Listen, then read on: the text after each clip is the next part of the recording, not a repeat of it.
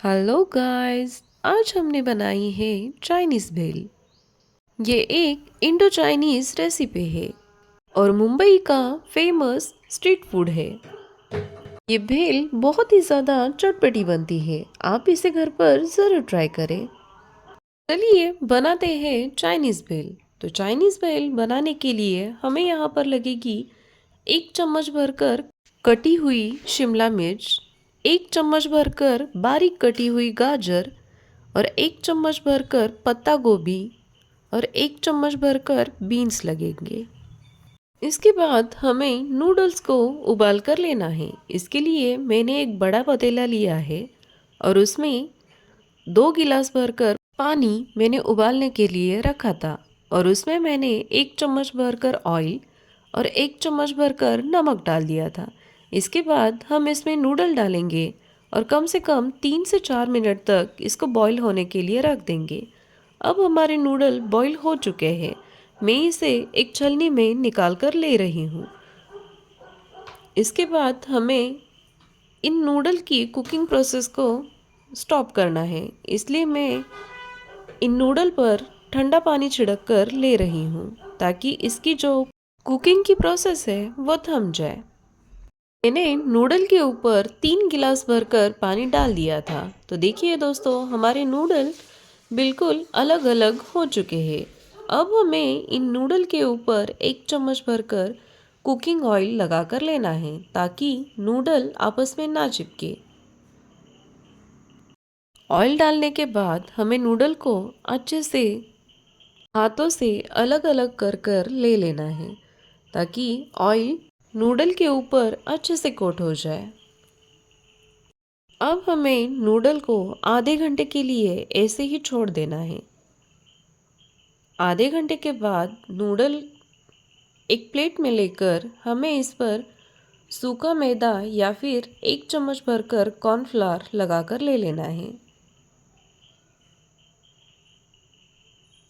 Cornflour डालने के बाद हमें नूडल को अच्छे से मिक्स करके लेना है ताकि नूडल के ऊपर मैदे की अच्छी परत जम जाए।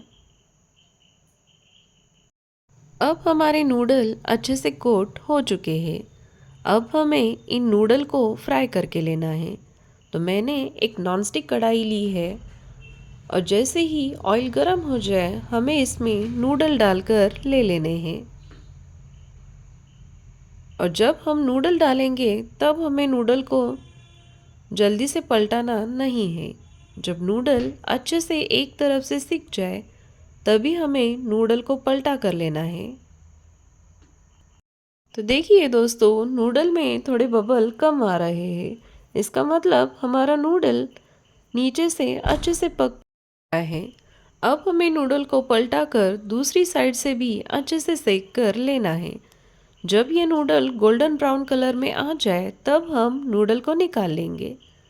ऐसे ही करके हमें सारे नूडल को फ्राई करके ले लेना है। यहाँ पर सिर्फ 3 प्लेट चाइनीज़ भेल बना रही हूँ।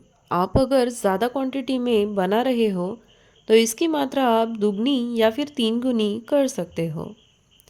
तो देखिए दोस्तों, हमारे सारे नूडल फ्राई हो गए हैं। चलिए अब हम भेल बनाना शुरू करते हैं। नूडल थोड़े ठंडे होने के बाद हमें इसे हाथों से क्रश करके लेना है। अब इसके बाद हमने जो चॉप की हुई सब्जियां थी वो डाल देनी है, जो कि गाजर, शिमला मिर्च, बीन्स और पत्ता गोभी थे। इसके बाद हमें 1 चम्मच भरकर शेजवान चटनी डालनी है।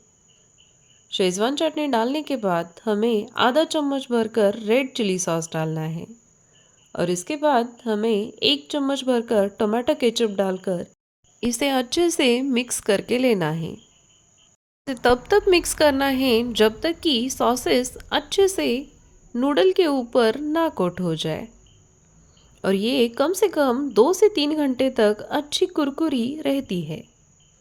आप भी जल्दी से अपने घर पर बनाइए और मुझे कमेंट सेक्शन में आकर ज़रूर बताइए कि आपको मेरी ये रेसिपी कैसी लगी। तो जल्दी से जाइए और लाइक, शेयर एंड सब्सक्राइब कीजिए। Thank you.